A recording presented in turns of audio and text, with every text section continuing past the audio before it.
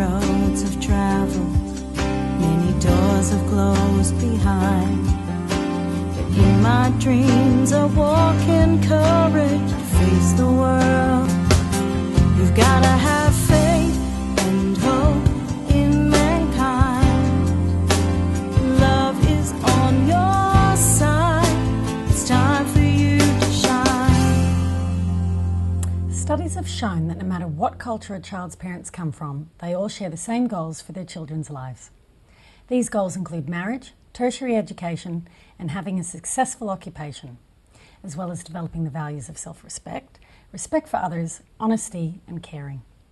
I'm Desmore and this is Dani Backinger. Today we're talking to Apande Gong, a single mother who fled a war-torn country to seek a better life.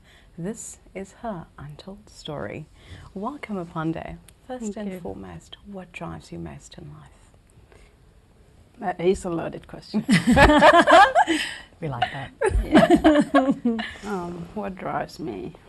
I've always been a dreamer. You know, I've always wanted more, and I guess that's what drives most people. Is, you know, once you get to that stage, okay, now I'm in Australia, I'm safe. Now what? You know, so lots of things drive me. I want education. I want to be an educated woman ever since I can remember as a child. And, there are a lot of benefits to being an educated woman, you know. So people start to take you a bit more serious. There is a difference than being just a woman. You start to have your own opinion. You can challenge. You know, and so, you know, and having my kids, it's a drive, because not only do I have to be a mother and a good mother, I have also to be a role model, because my two eldest kids are daughters. You know, I want them to know that, you know, being a woman is not just about cooking and having children and doing as you're told, as in my culture, is about wanting more for yourself. You want education, you want to have a good job, you want to be someone who can participate in society other than, you know, producing children for that society. You can, you know, share ideas, you know, give more of yourself and receive also. So let's go back to your childhood dream, yes. Apande. Tell me, what was your dream when you were a little girl? Paint us that picture of where you were and what that dream was for yourself in future. See, when I was growing up, like in my family there are 8 girls and 1 boy, and I'm the eldest. Wow. So I have the role of being a second mother. You know, so as a young girl, you are brought up to act a certain way, to fit a certain expectation. So the expectation was that I would grow up to be a good wife, a good mother.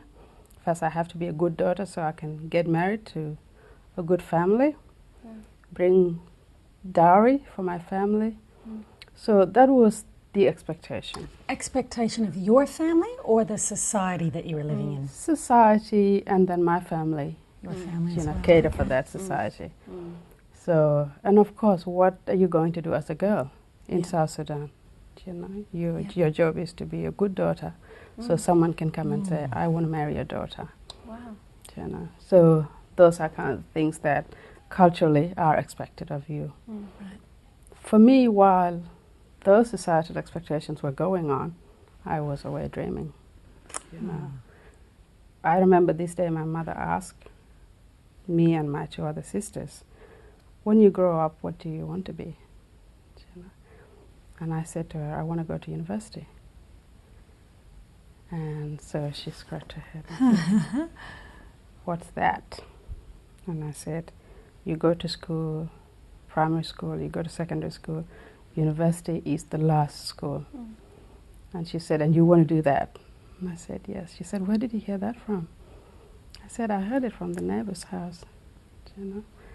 And she said, okay, how do you start that? And I said, you just take me to school. I love that. So you hadn't been going to school up until that point. And how old were you? When I this was 7 then. 7, okay. And she said, okay, we'll see what we can do.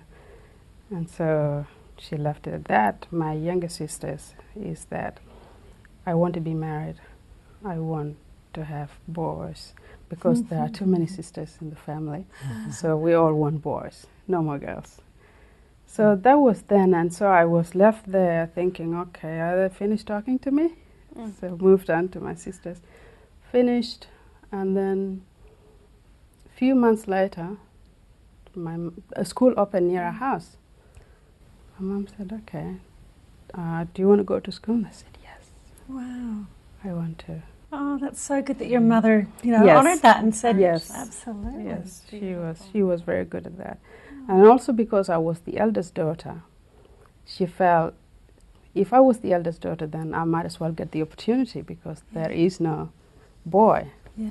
You know, she had no idea the boy wouldn't come until number 7 or number 8.